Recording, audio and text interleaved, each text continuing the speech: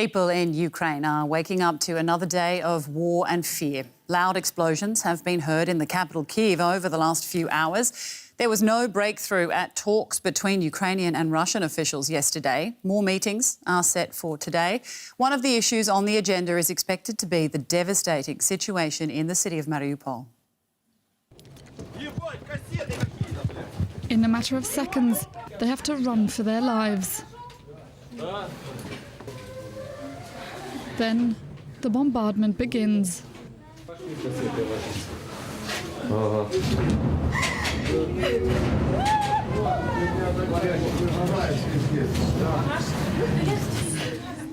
This is what life looks like in Mariupol, a city under siege by Russian forces. We have no information at all. We know nothing. It looks like we are living in a deep forest. They should have told us something at least about what's going on and where. Heavy shelling has destroyed homes, supermarkets and hospitals in Mariupol. Residents have been without food, water and electricity. More than 2,000 people have died here since the war began.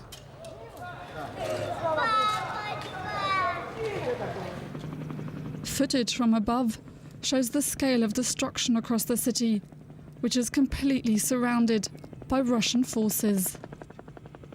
On Monday, a first convoy of civilians was able to escape Mariupol, the first evacuation in 2 weeks of Russian bombardment. But an aid convoy trying to reach the city was reportedly blocked by Russian forces. This footage was released by the Russian Defense Ministry. They say 200 buses have been prepared for the evacuation of Mariupol residents, and aid is on its way. Car convoys with humanitarian cargo were promptly formed and immediately sent. The first convoy has already arrived in Mariupol and delivered 450 tons of medical supplies, essentials, and food, including baby food. Information that DW is unable to verify. Meanwhile, fighting on the ground shows no sign of abating. Our reporter Matthias Böllinger is in Kyiv and joins us now for more. Matthias, let's start with Mariupol. People there now risking their lives to escape. They weren't able to use a humanitarian corridor. So what does that say about the level of people's desperation there now?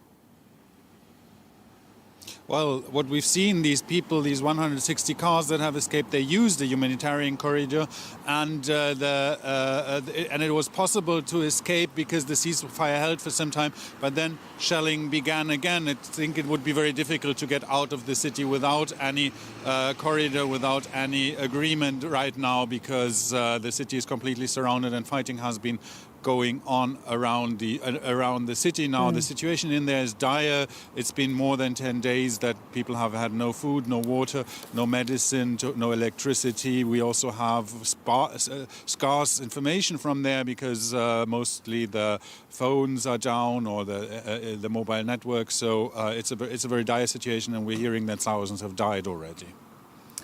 And in Kyiv, Matthias, where you are, we understand there have been more explosions near the centre. Can you tell us more about what's happening there?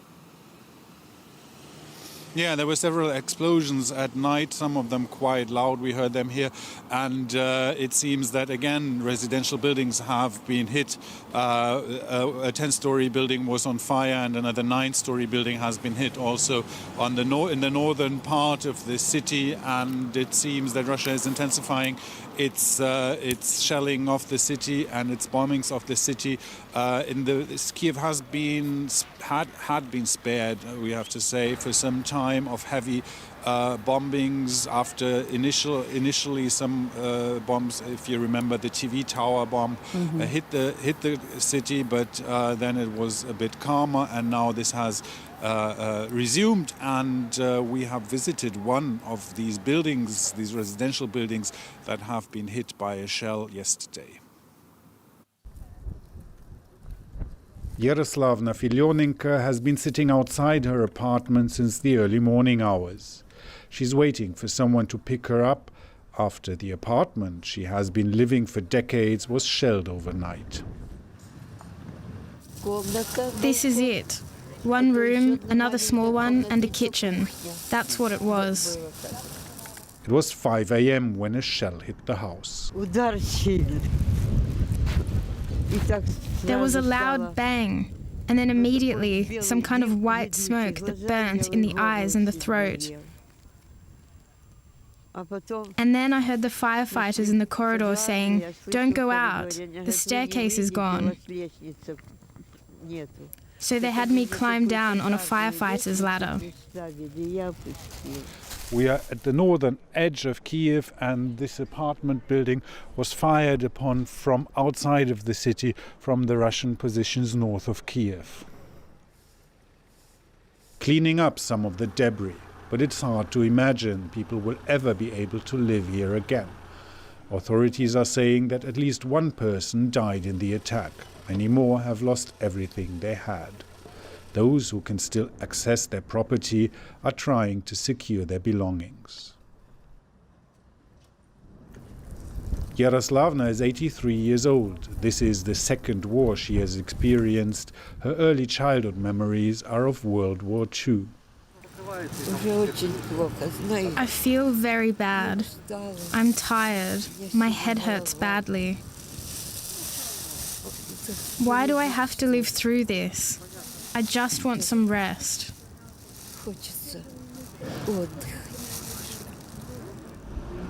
A relative is on his way to pick her up. Then she will have to start all over again. Just a heartbreaking story, Matthias, and surely not the only one. Now, talks between Ukraine and Russia are resuming today. Do Ukrainians, like Yaroslavna in your piece, have anything to hope for, do you think?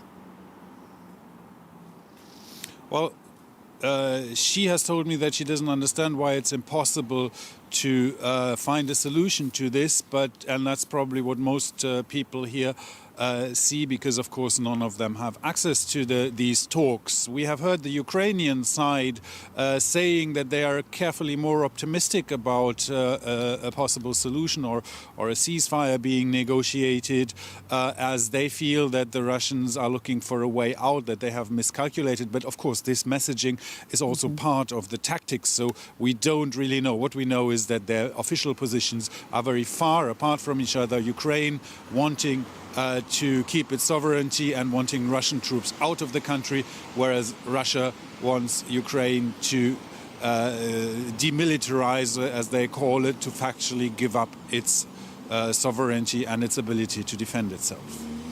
Matthias, thank you for that. Matthias Buddinger, DW correspondent in Kyiv. Let's turn to DW Russia analyst Konstantin Egert. Now, Konstantin, we heard a little bit there from Matthias, but from what you're hearing, how are the talks going from the Russian perspective?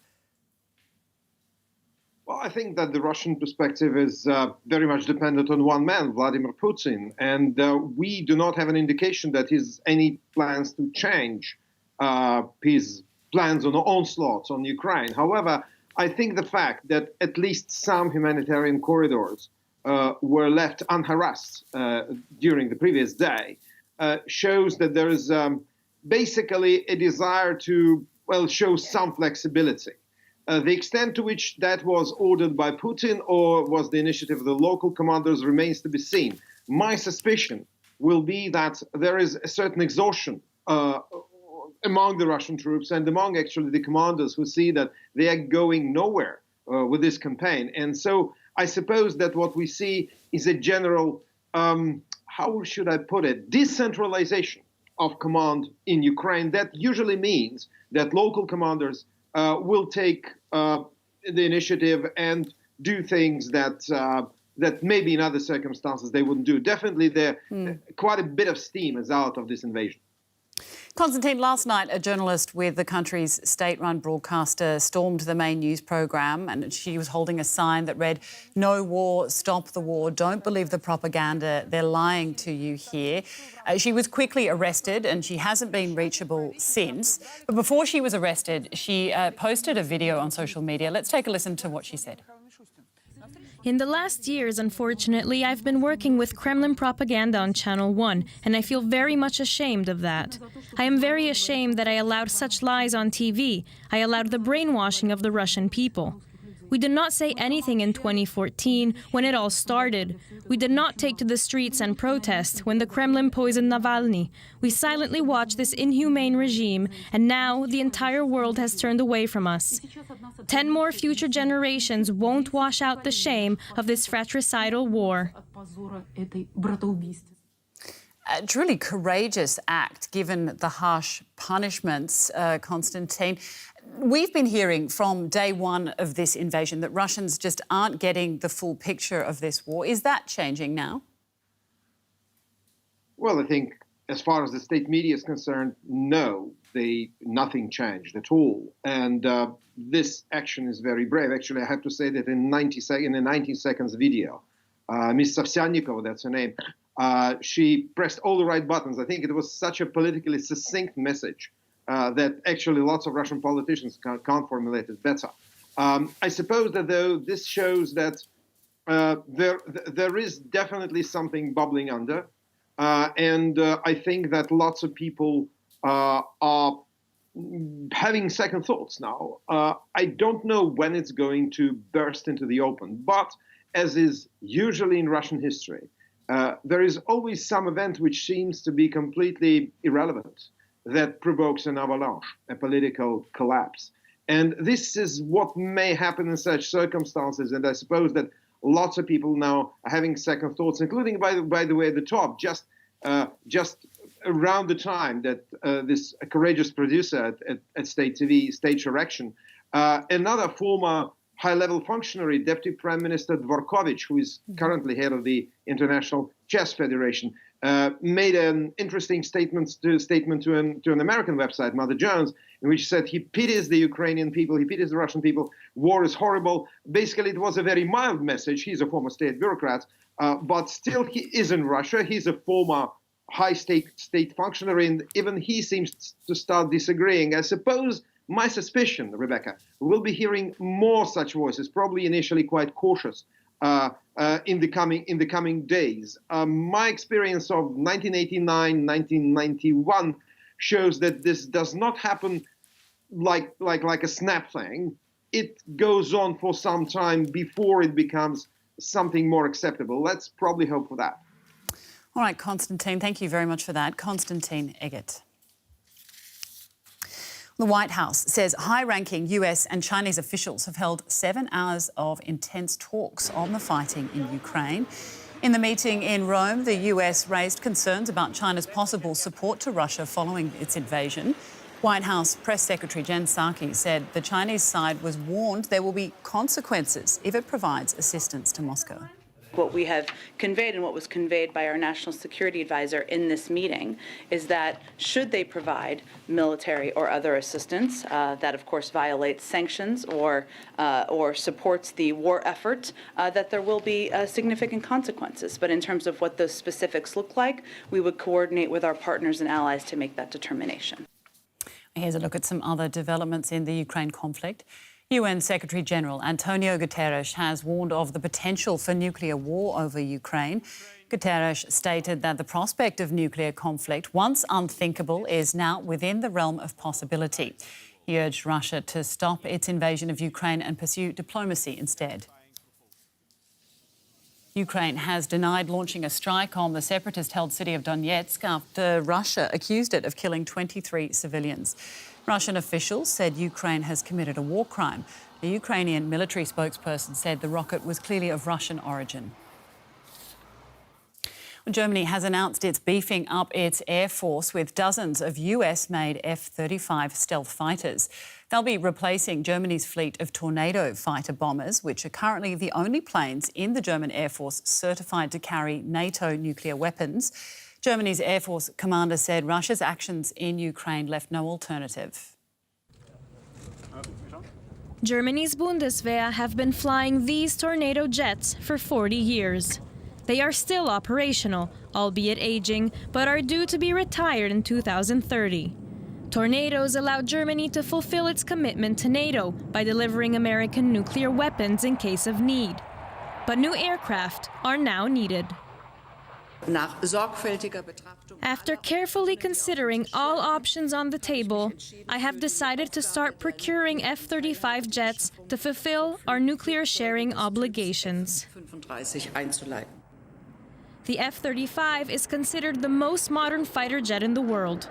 It can carry U.S. nuclear weapons, and its design and coating make it difficult for radar to detect. I think we're sending the right signal, that we've chosen a system that's available on the market to accelerate the modernization of our armed forces. Choosing the F-35 should speed up this process. Another option is to upgrade the Europe-made Eurofighter jets so they too could carry U.S. nuclear weapons. But that would probably take too long. The Bundeswehr will continue to use and buy European fighter jets. But the biggest purchase will now be of aircraft from the U.S. Military expert Stefan Bayer says this marks a pivotal change. The recent discussions about defense and security policy make clear that the German way of always wanting to develop something itself may take far too much time, so buying something off the shelf may be the quicker solution. With its decision to purchase the F-35s, Germany is embarking on a new path. For now, the Bundeswehr is no longer pursuing ambitious development projects and instead buying what's on the market, even if this means greater dependence on the US.